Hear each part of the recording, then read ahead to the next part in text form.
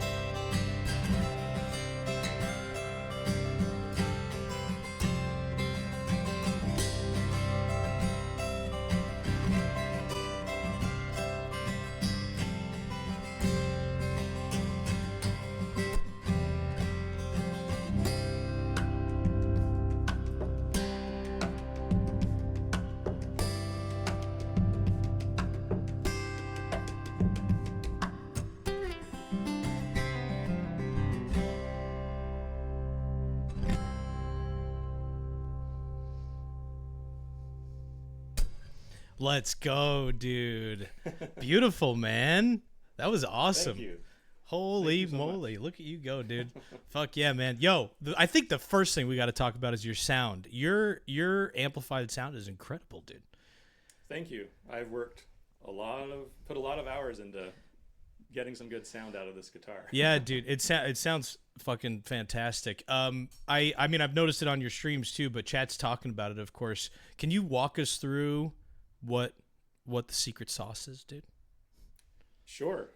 So my guitar it's a Martin 000M, which is on the lower line of Martin guitars, and so the sides and the back actually are a laminated wood.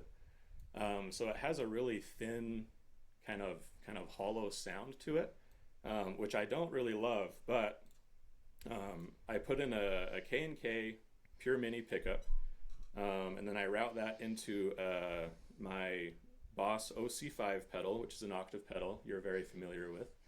And then I run that into my Boss GT10, which is kind of a multi-effects pedal, where I add like reverb, some EQ, different things like that. But the real secret is I run it into my Roland AC60 amp, which has I don't know what you call it. It has a little black button on there that when I push it, it makes it sound really nice.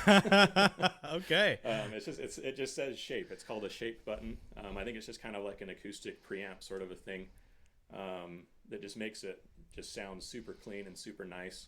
And then I just run that into Reaper, where I add a little bit more EQ, and that's pretty much it. So Yeah. that's kind of the chain there. Yeah, it sounds great. It sounds quite natural, which I think is one of the big challenges with acoustic amplification. I won't say anything about your K&K pickups. In fact, we'll never mention them again. Yeah, we won't mention that. But it doesn't use a battery, which I love. Okay, all right. Anyway, that's guitar. No, I'm just kidding. Yeah, dude. Yeah, it sounds really good, man. So, yeah, you're awesome. And it's a joy to watch you play. When did you start streaming, dude? Technically, I streamed in 2018, but we won't talk about those streams. Those are, the sound was terrible, the lighting was terrible. I streamed twice back in 2018, and then I put it on hold for years and years and years until I just recently started back up back in July. So just a couple months. I've really been, I guess, more fully pursuing it. Yeah. So pretty new to the streaming side of things. I did stream a few years ago, but yeah. Got it. Yeah, I mean, it seems to me, from an outsider looking in, that your stream's going like pretty well. It is, yeah. It's definitely growing fast. I've definitely poached some people off of your stream. Good. Yeah, I think like you were talking with Luke earlier, the Twitch music community is an incredible community, very very close knit. Everybody seems to know each other, and everybody's super kind and supportive, and yeah, it's been an incredible experience so far. Just meeting everybody, getting to know everybody, and just being involved in the whole streaming process. It's been awesome. Yeah, man. It brings me great joy to see other instrumentalists streaming on Twitch, but like specifically fingerstyle guys. There's a growing handful of us, and I think it's really excellent. Yeah, for sure. So tell me a little bit about you and guitar. Where did it all begin? Who is Guitar, dude? Good question. I started playing guitar back when I was 12. I was in, I don't know, it was probably middle school, junior high, whatever that time range is, but I was looking at some different classes to take, and I was thinking about doing like a band class and learning to play the trumpet. And we went to my grandpa had just given me his old trumpet, and so I was like, well, I might as well learn to play trumpet since I have one now. But he didn't give me a mouthpiece for it, so we went to the music store to buy a mouthpiece, and they were way more expensive than I wanted to pay for a mouthpiece for something I didn't even know if I was going to enjoy. Yeah. So I ended up not doing that, and then a little while later, my dad's a banjo player, and so he plays a little bit of guitar, and he always just had this old Yamaha nylon string sitting in our living room that he'd pick up and play every once in a while, and I was like, well, maybe I could just play the guitar because I don't need an extra piece for that, or it's all right there built into it. And so I just picked it up and asked my dad if he'd teach me a few things. He showed me, just a few basic chords, and we started to kind of jam out to some bluegrass music. I would just, try my best to strum the backing chords while he played his banjo, which is basically G, C, D, an occasional E minor, and that's about it. And so that's kind of how I got started. And then I soon discovered artists like James Taylor, Jim Croce, that sort of finger style, and started learning some of those songs. And then, it just kind of took off from there. I played electric guitar for a number of years because that was the cool thing to do, in high school, middle school. And then my older brother, when he was in college, he was taking a guitar class, and Tommy Emmanuel came to their class and did like a little guest lecture sort of a thing. Wow. And he came home and he was like, "You guys have to hear Tommy Emmanuel." And I heard it, and I swear I felt like a shock through my body. I was like, forget the electric guitar. This is what I want to do. Yeah. I got to learn. And so I just spent like the next couple years just learning as much Tommy Emmanuel as I could. And yeah, the rest is kind of just history from there. So. Yeah, dude. Amazing. Yeah. I mean, Tommy's like, I actually, come to think of it, he might have been the first like fingerstyle player I ever saw, and it was on TV when I was like a little kid, and really? like years later I realized it was him. He was doing Yeah. I don't even remember the name of the tune. I think it's fairly famous, but it's like really atmospheric and like kind of spooky, and there's a lot of like, he does some like body scratches and stuff like that. Oh yeah. And I was, yeah, that was like I think that was my first exposure to acoustic guitar played in a way that makes it a solo instrument like that. Yeah. Yeah, that's the big thing too is before I was playing, like James Taylor is a little bit that way, but you kind of have to sing along with it. Electric guitar can be, but I was just more into playing, like Metallica and punk rock type of stuff. Yeah. But yeah, when I heard Tommy doing all those different things and, playing the bass and the melody, and it just sounded like this whole orchestra playing, I was like, that's so cool to just be able to do that on one guitar with one person playing. I was like, I have to learn how to do that. So your experience with fingerstyle has been largely like self-instructed? Yeah, I've never had a lesson. You've never taken a good... Just my dad. No, I've never taken a guitar Whoa, lesson. dude. Other than my dad teaching me, the very basics at the beginning. But kind of my approach to learning the guitar was just to slowly, I would listen to a lot of guitar and I would find songs that I would feel like, okay, this is incrementally a little bit harder than probably what I'm comfortable playing.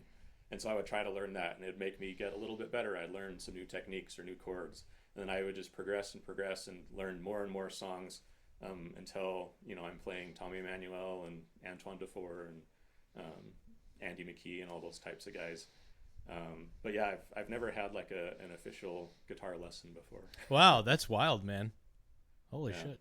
Okay. Well, I mean, rock solid. Dude, so speaking of Andy McKee and Antoine Dufour and the Candy Rat guys, when did you discover them? I remember, I don't remember what year. I think the first I saw of, I don't know if he's not Candy Rat, but the first guy I saw playing like that was Trace Bundy. Mm-hmm.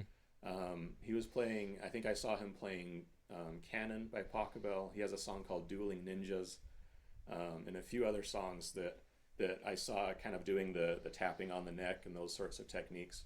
And then I saw Drifting, Andy McKee on YouTube, that just exploded back when YouTube was a relatively new thing.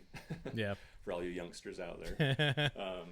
He was like one of the top viewed videos on YouTube for a long time, which is just awesome. The Yeah. fingerstyle kind of made that impact on Yep. YouTube. But yeah, I saw him, and I didn't discover Antoine until probably just a few years ago. I started listening to more Antoine and Callum Graham and some of those guys. But Yeah. Yeah, dude. It's funny. Everybody, or most people in the fingerstyle world that I've happened to speak with, sort of have like a when you first discovered Andy McKee's drifting experience. Yeah. Yeah. Like definitely like a piece of music and a performance that inspired a generation of guitarists. Yeah, absolutely. So I think when I saw Trace Bundy, he was doing some of the tapping stuff, but then I saw Andy McKee, and that song's so beautifully written, and then he has the tapping and the percussion on there too, and so it just kind of like leveled it up for me, and I was like, okay, this is sweet. If I can learn to do this, then that's like the epitome of guitar playing for me. Yeah, dude, absolutely. So I'm curious about what aspirations you may have with your music. So you've written a few originals. Yeah, I've written a handful, not too many. I definitely don't pride myself on being a songwriter or a good songwriter or anything like that. If I sit down and try and write something, I can't do it. I don't know how you do it. You're amazing at that. All those riffs and different things that you're cranking out each week. It's incredible. There's a lot of ideas that end up on the cutting room floor. Yeah. Yeah, I'm sure. Yeah, for me, it's if I get inspired by something and a song pops out randomly, like that's just kind of how it happens. Like I can't plan it. I can't think about it. Something will hit me a certain way, or I'll be noodling around on the guitar and I'll just discover some sort of idea, and then it morphs into a song. A lot of times it's learning a different song that'll be in like an altered tuning, and so I'll be finding chords, searching for chords, and then that just kind of morphs itself into some sort of original song. Got it. Yeah, so totally like that understand. original song I just played, I was at a guitar center just in their acoustic room playing around, and some guy was in there and he was listening to me play, and he's like, have you ever played an open C tuning before? And I was like, no, I'd never even thought of doing like an open tuning like that.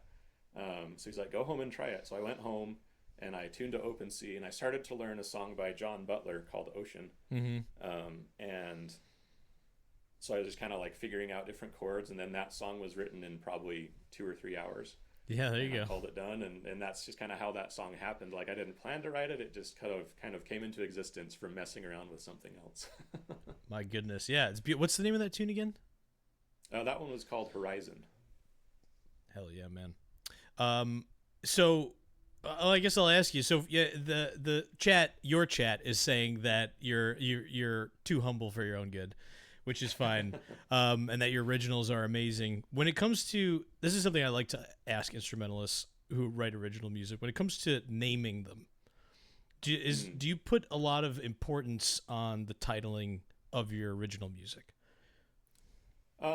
Yes and no. I think for me, usually when I write an original song, it's usually based around something that has inspired me or an idea that I've had. So the name comes pretty easily. There have been a few where I've written the song with kind of no idea what it's about or what it's for, and I won't have a name for it. And then I'll usually ask for help from other people, like, what does this song sound like to you?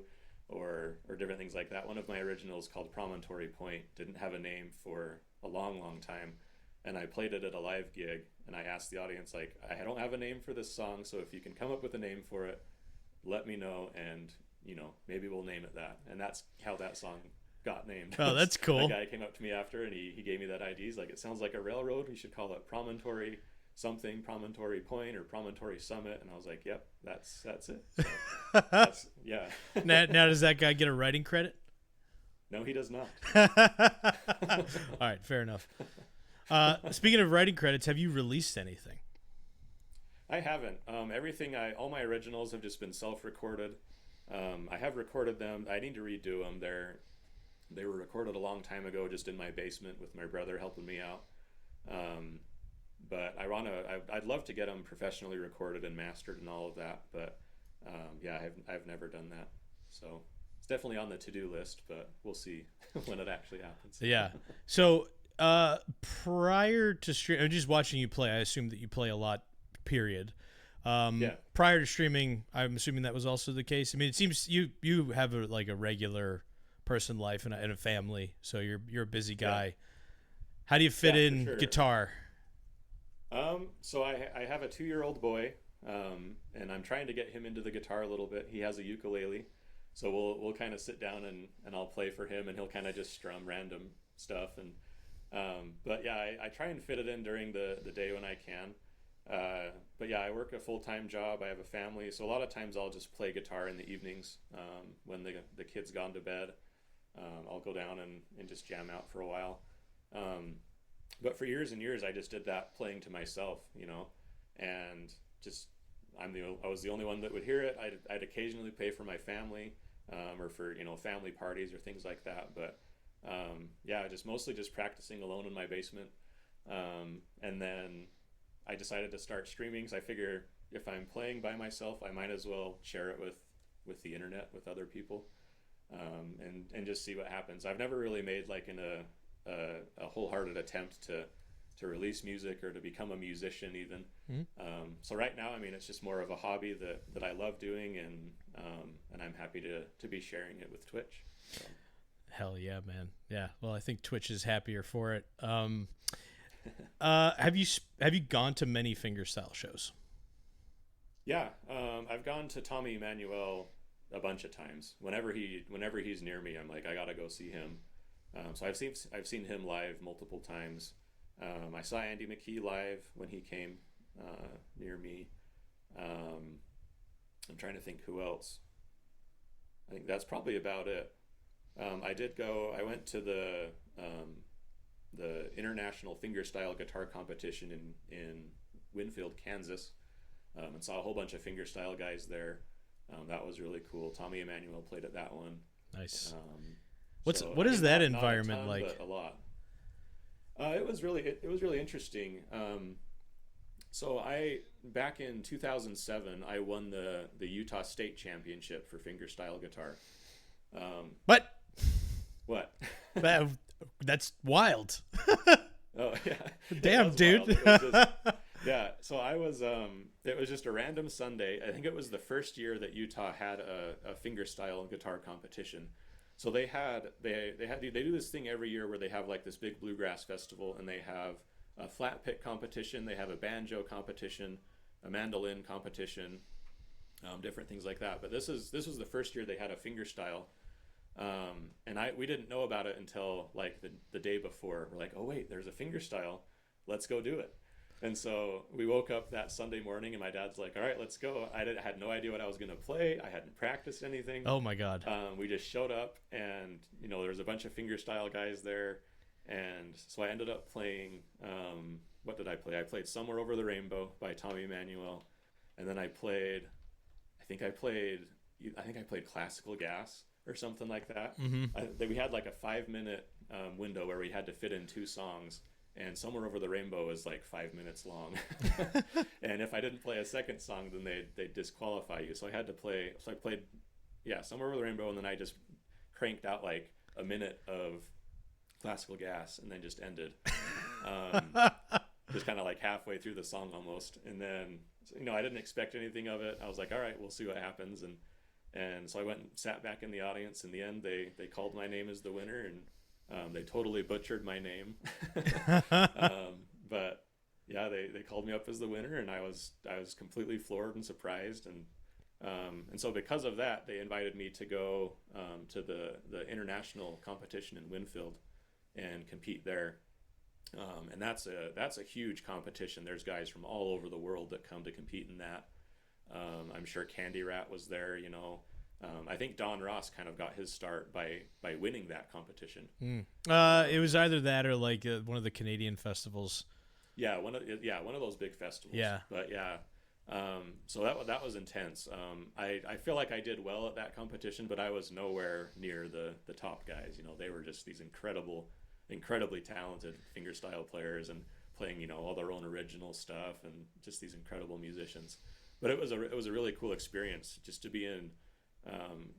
There's hundreds of guitar players. They're all just kind of gathering together and sharing ideas and playing music, and it was a really cool experience. Damn, dude. Wow. Yeah, that's one circuit that I've never experienced, is like the fingerstyle competition thing. So like the last time we did this charity event, we had guests on. We talked to Trevor and RD King and Andy and Antoine about the like competition, the fingerstyle competitions. It's weird. It's like it feels distinctive. And like I don't know how to describe it. Just like an odd thing for music.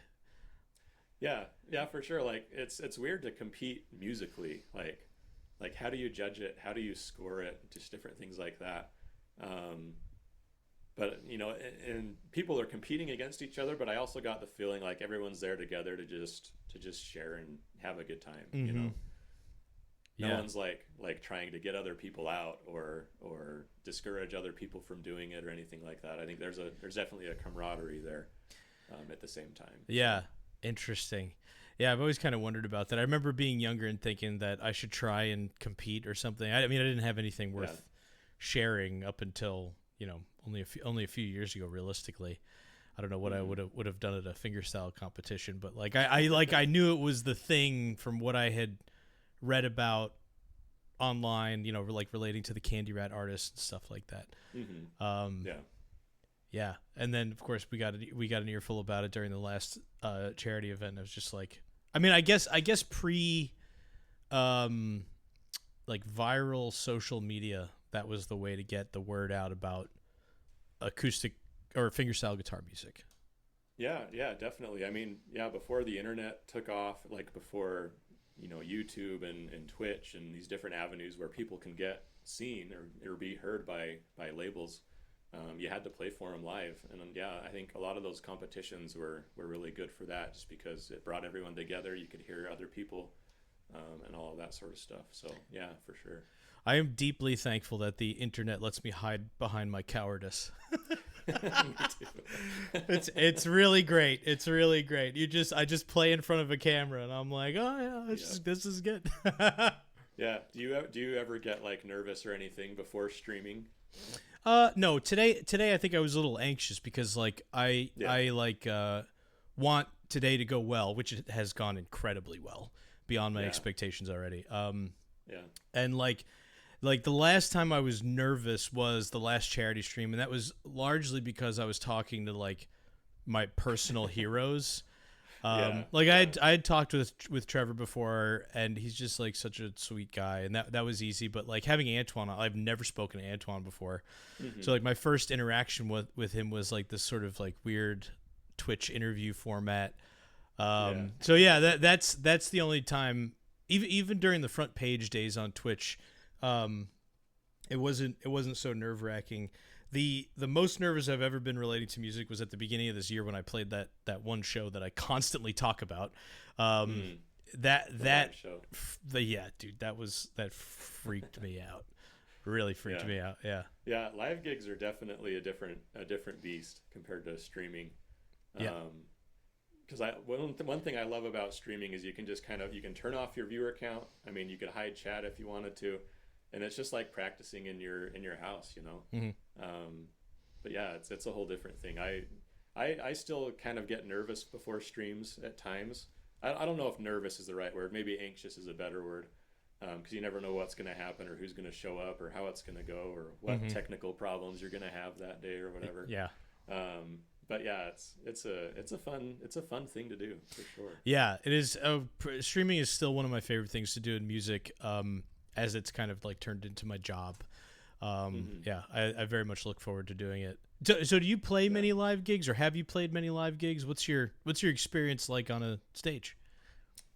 Back when right after I won the Utah state competition, I did play a number of live shows, whether it was backyard concerts or I played at a few like festival type of things. But since then, it's been very, very sparse. I've played at a few restaurants here and there. Those were very depressing though. I played a whole night at a restaurant and not a single person came in to the restaurant. Oh no. It was just me sitting in this big room, an empty restaurant just playing. And the waiters and the chef and stuff, they would come out sometimes and be like, "How you doing? You doing okay?" And I was like, "Yeah, I'm fine." And they'd go back in the back because they felt so awkward for me. And I was like, "This is so dumb." Holy shit, dude, that is hilarious. Oh my god. Yeah, but yeah, since then I haven't done too many live shows. Fair enough. Yeah. Oh my god, I have tears in my eyes. That's funny. That was a humbling experience for sure. Yeah. I think everybody gets one of those at some point. Yeah.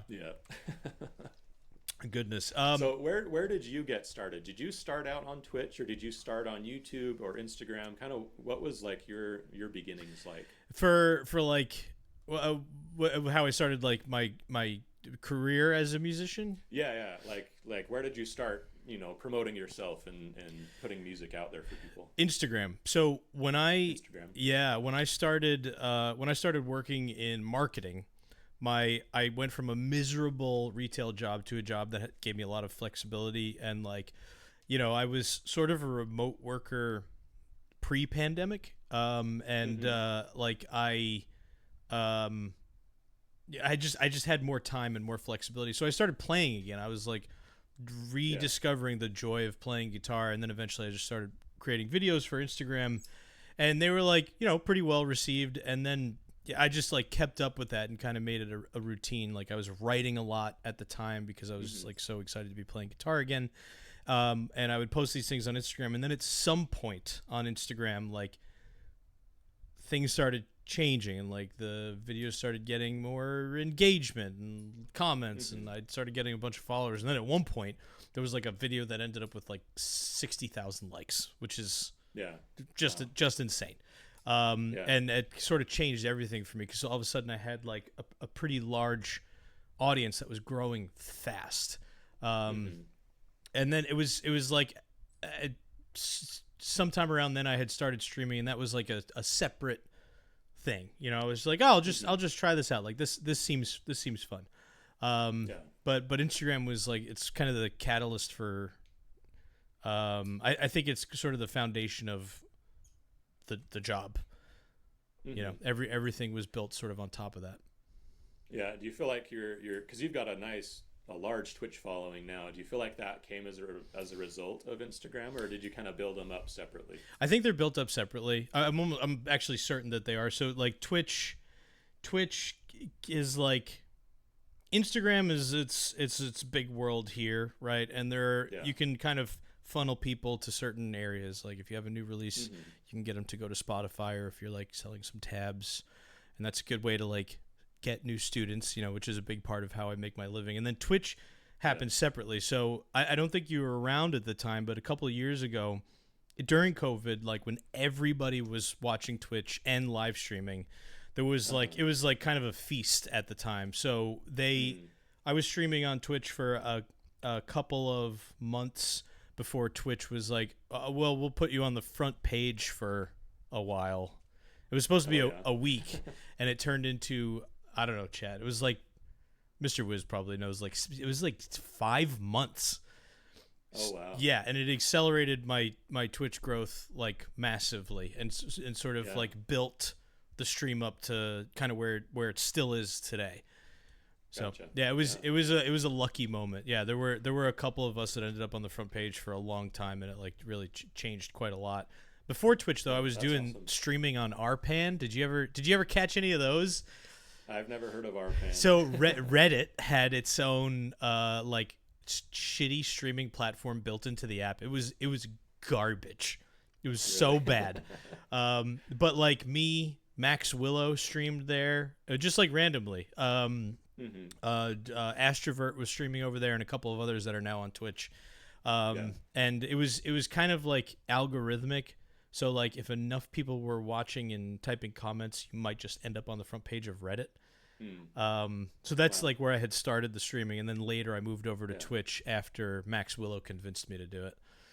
Okay. Yeah, Gotcha. yeah. So it's been an Sweet. interesting internet ride. Yeah. Yeah. Definitely. Now, how did you come across my stream? Actually, were you just like browsing one day or what? Yeah. So I back when I first streamed in 2018, there was I think maybe one other fingerstyle person on Twitch, Mm. and I don't remember his name. I don't remember who it was, but he knew like a couple Tommy Manuel songs. I was like, oh, that's pretty cool. And then I just kind of fell out of the Twitch music scene for a long time. And then I was bored at work one day, and I was like, I wonder if there's any guitar players that are streaming on Twitch now. And so I think I might have just searched guitar, or I was just browsing through the music section, and I saw you just holding a guitar, and it said fingerstyle, and I was like, ooh, that sounds tasty. So I came in, and we chatted for a minute, and I was like, this guy's awesome. He's an amazing fingerstyle guitar player. And I remember you encouraged me to come and stream on Twitch, and I was like, I'll consider that. And so here we are today. I'm here because of you, Tom. Hell yeah, dude. Well, I'm so glad you started streaming on Twitch. You put on a really Yeah. great stream, and yeah, people are into it, man. Chat, make sure you're following Guytar. He's I mean, you just saw him play, but his streams are excellent too. Yeah, dude. So I want to ask you a little bit about what you listen to. So I don't know if you're anything like me, but I don't listen to a whole lot of fingerstyle guitar anymore. And I think it's because I like live that world a little bit, and that's all I play. You know what I mean? Yeah, for sure. So like, what do you like? I mean, it depends on the day. I like pretty much everything and anything. I do listen to a lot of fingerstyle guitar, just because I'm trying to find new songs to learn or be inspired in different ways when it comes to the guitar. Lately, I've been listening to a lot of Callum Graham. I'm just loving his music. It's just beautiful. It blows me away, some of his songs. But besides fingerstyle, I listen to a lot of classical music when I'm at work. I just feel like it helps me work better. I listen to everything from heavy metal to punk rock to bluegrass. Like, I'm just kind of all over the place. It depends on the mood I'm in. But yeah, I kind of dabble in everything. All right, yeah. Are there any bands or individuals in particular that you're really enjoying right now? I would say Callum Graham is the number one for me right now. I listen to him a lot. Just his style of playing, his melodies, his harmonies, like everything just soothes me. Got it. Yeah. Besides him, I don't know. Nothing really comes to mind. I still listen to a lot of I've been getting into a lot of symphonic metal recently. Interesting. Which is it's really epic, like end of the world, like metal with like a full symphony behind it. It's absolutely incredible. Bands like Nightwish or Camelot, some different bands like that. I really enjoy when maybe I'm mad or I'm road raging in the car. I crank that up and it's just like this epic thing. Camelot. Camelot with a K. Yeah. Oh, sick, dude. All right. I have to actually write some of these things down because I always manage to forget.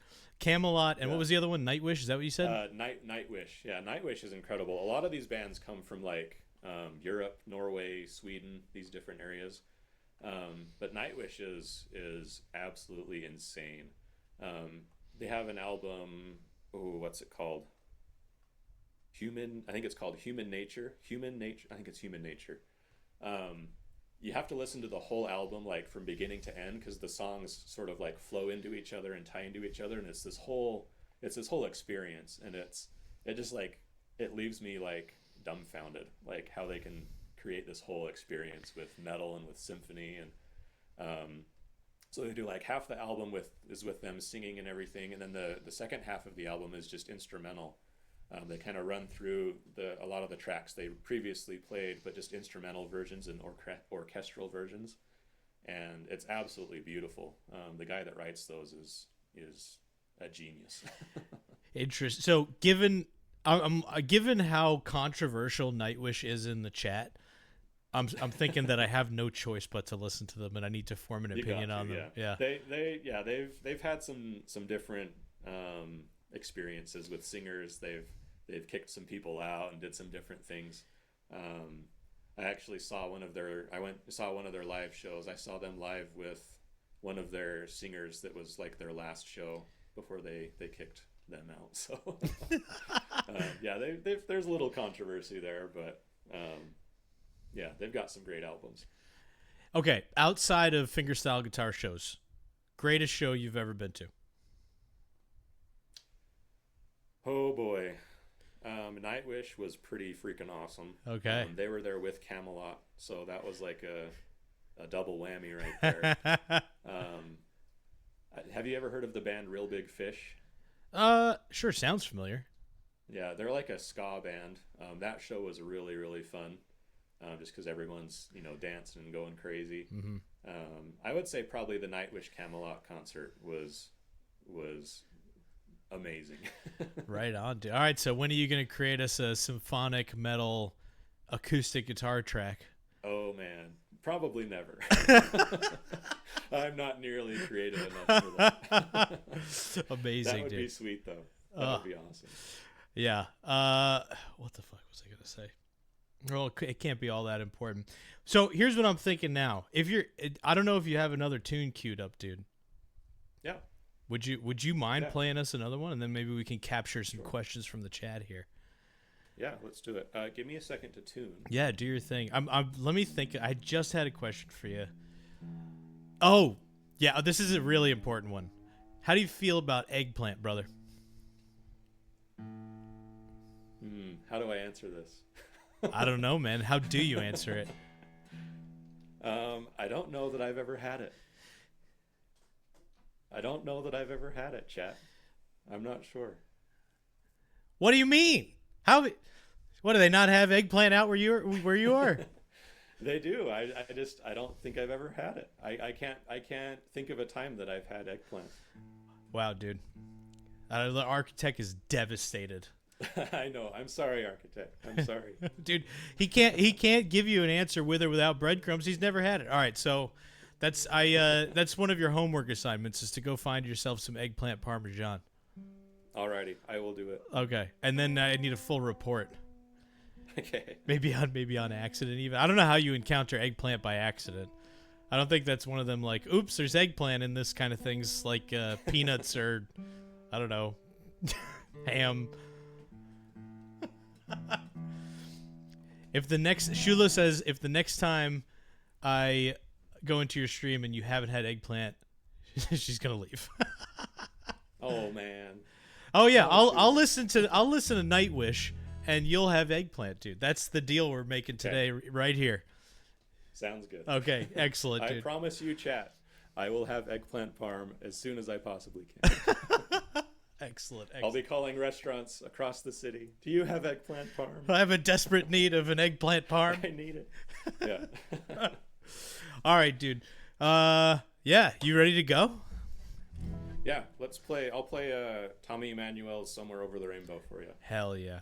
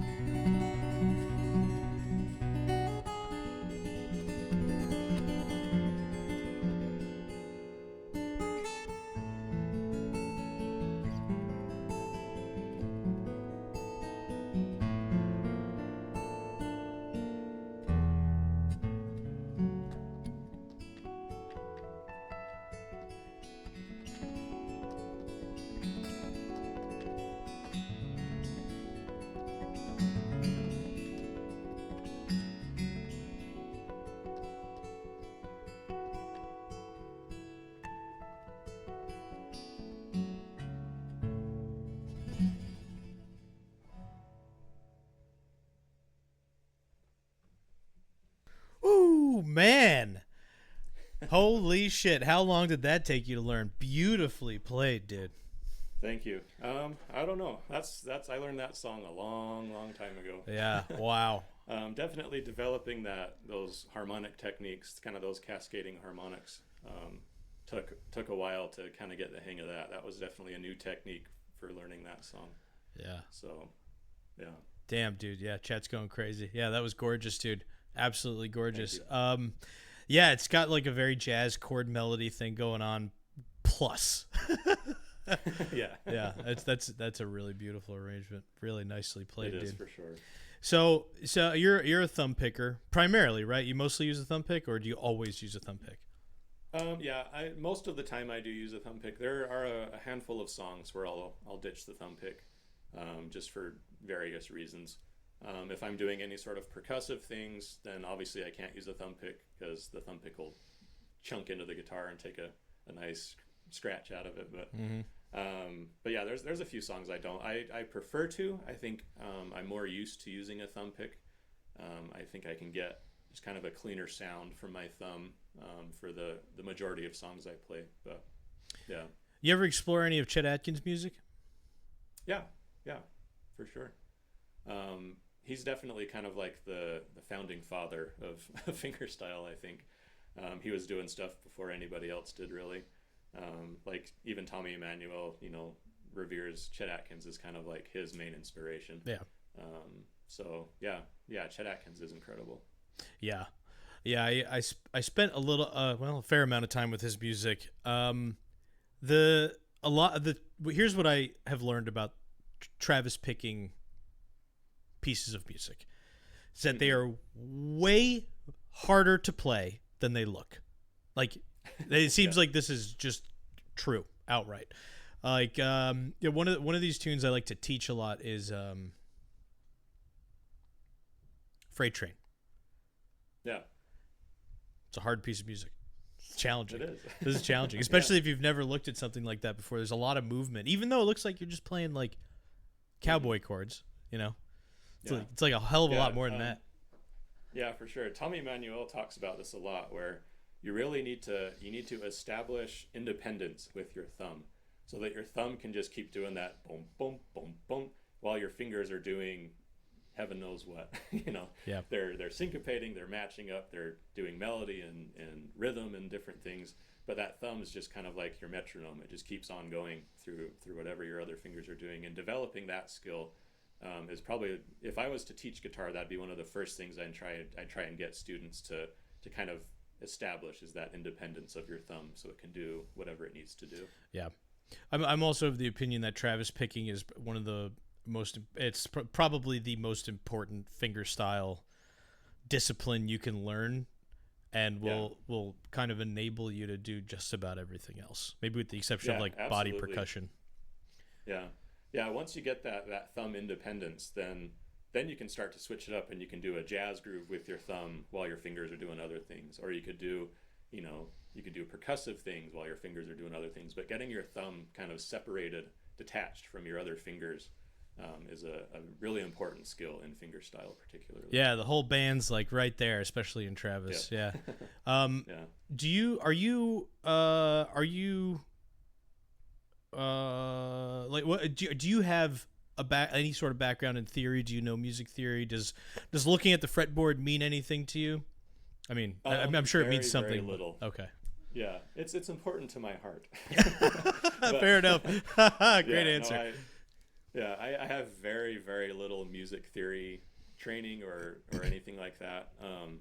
I know, like, the 1-4-5 is a very common chord progression, or different things like that, but I know a few scales, but beyond that, like, it's over my head. Got it. That's always something I wonder about, like these like fiery players like you, or anybody really, is like, I wonder where they are with like theory. And I don't believe at all that theory is something that's important to being a great instrumentalist, composer, or player. It's just something that definitely I get curious about, Mm-hmm. Yeah, I definitely think it would be a huge benefit to learn more theory. But yeah, it's definitely not a prerequisite to being a good fingerstyle player. but it doesn't hurt. Yeah, totally agree. All right, chat. Do you guys have any questions for Guytar? Let me scroll back. I might have missed some. Let's see. Carter was asking you about those your artificial harmonics, which are just beautiful. You like nailed those. What's your secret, dude?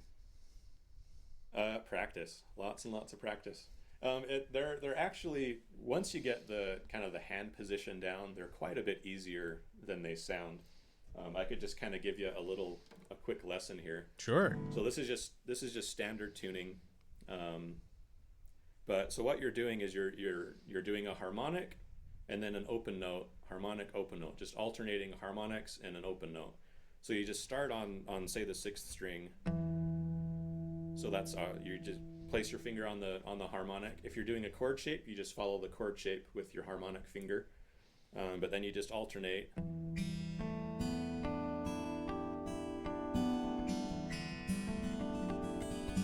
So you're just alternating one harmonic, one open note, one harmonic, open note, and you just follow whatever chord shape you're doing, 12 frets up from the chord.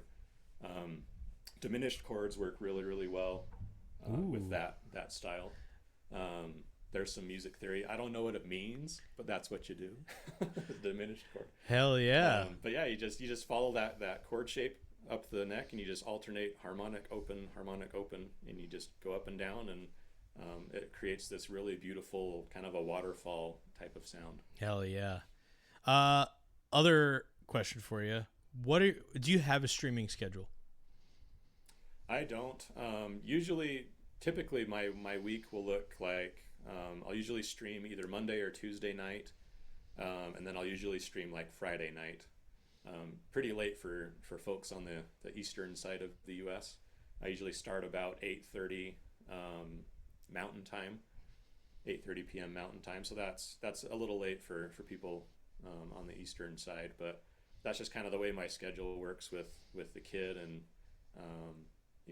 spending time with family, and then I'll have some streaming time after that. So as of right now, it's usually Monday or Tuesday, and then Friday night is kind of the regular schedule right now. I feel like I've been catching you on Friday nights. I'm like that's my drinking evening. Yeah, you're up a little later. Yeah, I'm up a little later. Having a little bit of whiskey. I'm like, I wonder what's going on here. Yeah, a lot of times I'll stream a little bit earlier on Fridays too. I'll start maybe around like 7 Mountain Time, so 9 o'clock Eastern. Okay, chat, are you taking notes? Let's get another shout out for Guytar here. Make sure you're following him. Total joy to watch. And how long do you generally try to stream for? Not that it really matters. I'm just curious. Yeah, usually 2.5, 3 hours. Solid. Is usually where I'm at. So rock solid. Yeah. Hell yeah. My fingers can't take much more than that. They're usually pulp by the end. Yeah, I gotta take a day to recover. Yeah, I get that. I think that's me. Like every time I get to the weekend, because in addition to the streaming, I'm like teaching a lot of lessons and then trying to like record and write every week. And by Friday, I have no nail left on this hand. In fact, they don't really get a chance to recover, and then my fingertips are like steely and red. Yeah, yours are probably just solid pallets. they're sure close, man. Well, dude, thank you so much for agreeing to join us today. It was awesome to watch you play and really great to chat with you. And yeah, thanks for streaming on Twitch, dude, and representing fingerstyle guitar here. I think it's really great and sort of there's a lot of music represented on Twitch, and it's really great to have like our thing covered a little bit with a handful of us, and it makes me happy to see more great players coming onto Twitch to play. Yeah, absolutely. Thank you so much for inviting me and having me on here. It's been an awesome experience. I'm blown away by the amount of support that your chat has given, and it's crazy, right? this charity, like it yeah. I have no words. Like it blows my mind. It's absolutely incredible. Well, you're numbered among them. I saw your big dono today, man. Yeah, we chipped in, but and happy to do so. It's an amazing cause, and I'm just happy to be able to be a part of it. So thank you so much for having me here and letting me play a few tunes and the good conversation, and let's do it again sometime. Yes, please, dude. Are you gonna stream tonight? It's Friday. Probably. Yeah, I probably will. All right, dude. Unless Excellent. I'm busy eating eggplant parm. Then I might not. Well, that's a good reason not to. In fact, the only reason I would probably accept at this point. But okay, chat. Yeah. Look out for Guitar tonight, possibly around like what did you say? 8:30 Mountain Time. Probably about 7 Mountain Time is probably when I'll do it. All right, So, let's go, dude. Excellent. All right, man. Well, hang on for just a couple minutes. Chat. That's Guitar, community member, streamer, outrageously talented guitarist. Yeah. I'll be back with you guys in a couple of minutes.